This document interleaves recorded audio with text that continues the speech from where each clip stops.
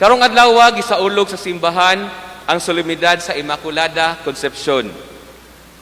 Dihang gipanangkon siya sa iyang inahan nga si Santa Ana tungod sa dakong grasya ug pribilehiyo sa makagagahom nga Dios ug tungod sa merito ni Hesukristo atong Ginoo ug manluluwas siya gipanamkon nga walay buling sa sala. Sa tuig 1854 gideklarar ni Pope Pius IX Ineffabilis Deus, giklaro nga si Maria gipanamkon nga walay buling sa salang panulundon. Kinitungod kay siya man ang mamahimong inahan sa Dios. Kini gitawag og preventive redemption.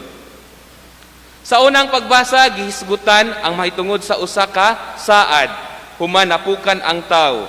Ang saad nga adunay babay nga pagapilion nga mamahimo unya nga pagasukaran nga mamahimo nga inahan sa ato nga manluluwas. Diin siya iyang dugmukon ang ulo ug paakon usab sa bitin ang iyaha nga tikod. Si Maria giila sa simbahan isip modelo sa iyang pagkaputli ug pagkabalaan ug sa iyang pagsanong sa plano sa Dios alang kaniya ug sa tanang katawhan. Sa iyang pag-ingon, matuman unta dinhi kanako sumala sa imong gisulti, mausab kini ang hagit sa matag usa kanato. Gihagit kita sa pagsanong sa plano sa Dios alang kanato, alang sa ato ang kaluwasan. Kita misanong ba usab? Kita miuyon ba usab nga mamahimong instrumento dili lamang sa atong kaluwasan kundi alang usab sa kaluwasan sa uban, isip mga sumusunod sa atong mahal nga inahan, isip mga sumusunod sa atong Ginoong Hesukristo. Kapila man kita mitando sa mensahe sa Dios diha sa atong kinabuhi. Matuman ang imong pagbuot, sulugoon ako sa Ginoo. O kaha na bali. Kay ang Ginoo na nahinuon ang nahimong atong suguon kay kita nagpakahimong agalon. Nga ang Ginoo nay atong manduan nga Lord mao ni Lord, mao ning ang akong gusto nga mahitabo. Imbis unta nga kita ang mutando sa iyahang plano alang kanato. Labi na kung muabot kanato ang mga suliran. Kapila man ta nga kita na ang magbuot sa Ginoo nga Lord, mao ning akong gusto nga mahitabo unta sa ako nga kinabuhi. O baka sama sa mahal nga Birhen Maria nga namalandong ug human sa iyang pagpamalandong mitando sa mensahe sa anghel kaniya. Mao nga usahay ang mahitabo nga magmahay na hinuon kita. Magbasulta kay nganuman wala napahimutang ang ato nga kinabuhi kay kita naman hinuon ang nagbuot niini.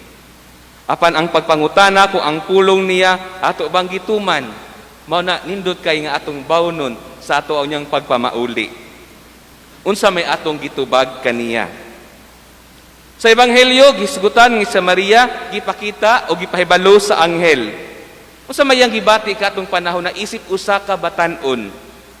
Si Maria nahadlok.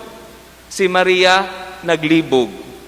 Apan, unsa may nakapaduso niya nga siya mutando sa mensahe sa anghel, ang iyang pagtuo o pagsalig sa Ginoo anaa. Kay nasayod man siya nga ang Espiritu Santo mag-uban kaniya.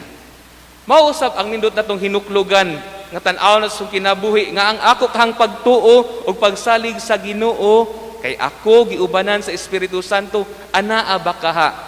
Ngang mga kahadlok o kalibog sa kinabuhi, mahanaw kay ako nagsalig man sa Ginoo. Kay walay imposible sa Ginoo. Sa tanang panghitabo sa atong kinabuhi, anaa gayud ang Ginoo. Ug anaay pagtuo, masulbad ang tanan. Ang kinahanglan, mao nga ang paghatag sa kinatibuk-ang kaugalingon ngadto sa Dios. Ginaingon diha sa Mateo 6 versikulo 33, pangitaa ang iyang gingharian ug ang katarong sa Dios ug ang tanan igadugang kanimo.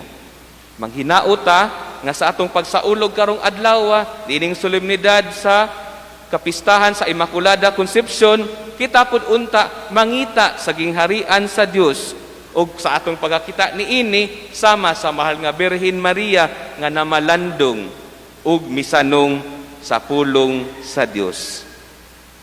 Hinaot paunta.